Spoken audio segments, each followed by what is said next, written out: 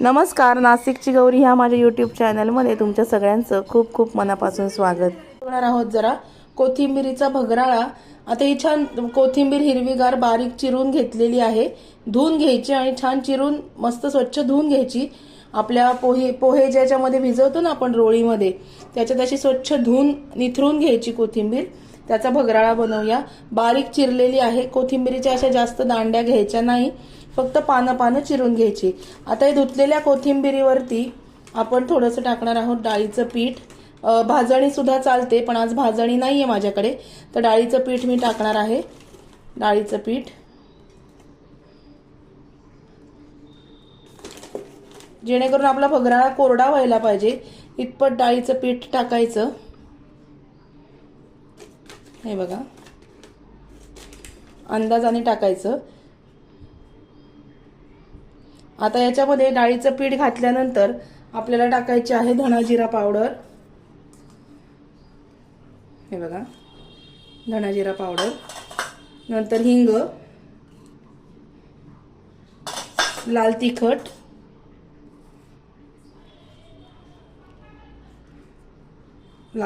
आवडीनुसार, तुमच्या चवीनुसार। नंतर हा ठेचलेला लसूण आहे, हा कच्चाच लसूण याला लावायचा। नंतर आपण याच्यामध्ये घालणार आहोत मीठ घालायचं याच्यामध्ये।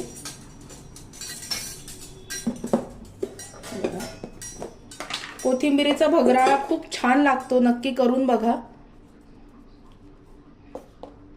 अंदाजाने मी मीठ घातलं याच्यात, आणि मीठ घातल्यानंतर हे जे आपण सगळं साहित्य याच्यात घातलेलं आहे, हे सगळं असं छान कोथिंबीरीला मिळालं पाहिजे। ते मिक्स करून घ्यायचं हाताने, चमच्याने मिक्स होत नाही, हातानेच करायचं। हे बघा, असं सगळं कोथिंबीर त्याच्यामध्ये पूर्ण मिक्स झाली पाहिजे, असं हे सगळं हाताने कालवून घ्यायचं।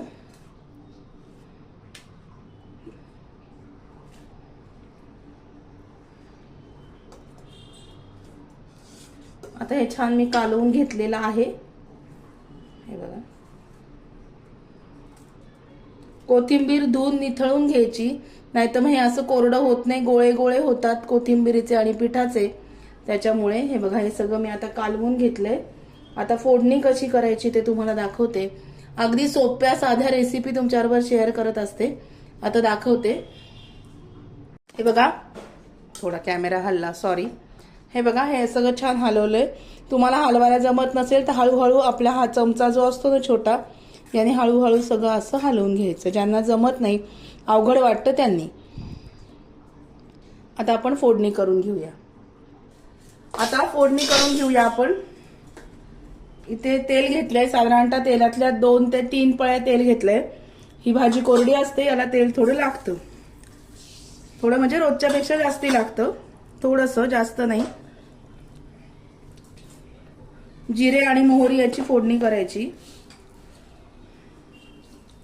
जिरे आणि मोहरी, हिंग मात्र व्यवस्थित घालायचा।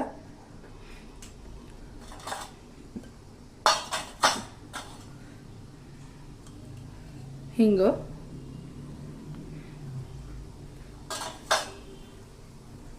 फोडणीत आपल्याला तीळ घालायचे आहेत, हे मात्र लक्षात ठेवा ही टीप, कारण या भगराळ्याला तीळ खूप छान लागतात।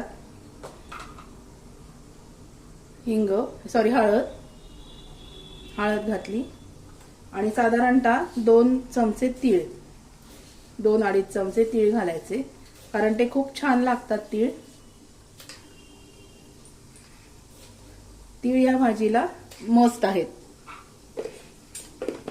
आता गॅस बारीक करते मी, आणि आपण हा जो भगराळा आहे, हे कालवलेलं जे आहे, हे हळूहळू याच्यामध्ये टाकायचं, कारण कोरडं असतं ते।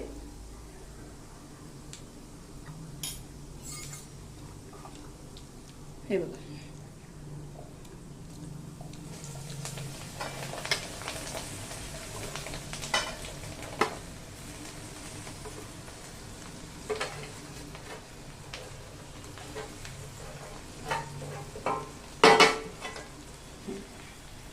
टाकल्यानंतर आपल्याला हळूहळू हे हलवायचे, कारण ही भाजी कोरडी असते, हलवायला थोडंसं जड जातं।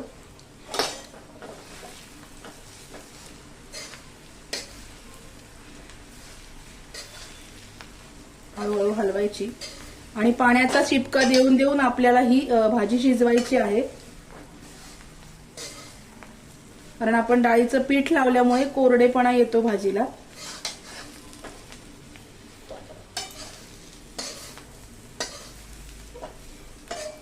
हे बघा,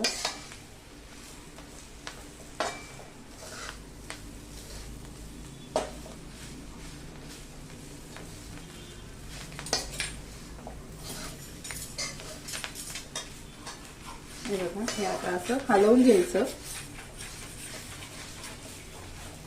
आणि आता याच्यावर मी झाकण ठेवते 5 मिनिटांसाठी. हे बघा, असं छान हलवून घ्यायचं. थोडीशी कोथिंबीरीला वाफ आली ना की मग ते छान हलवलं जातं आणि मग 5 मिनिटांसाठी आपण याच्यावरती झाकण टाकूया आणि मग मी बोलते तुमच्याशी परत. 5 मिनिटं वाफ आलेली आहे. एक वाफ आल्यानंतर हे बघा दिसते, एक वाफ आल्यानंतर थोडासा पाण्याचा शिपका द्यायचा.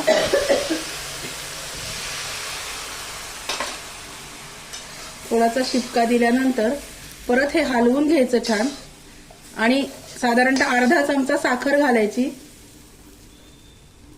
म्हणजे ते छान लागतं. साखर ऑप्शनल आहे, पण साखर घातल्याने खूप छान चव येते याला. नक्की करून बघा तुम्ही. थोडीशी साखर,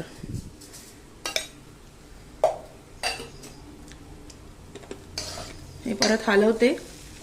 5 मिनिटासाठी एक पाण्याचा शिपका द्यायचा आणि वाफ काढायची.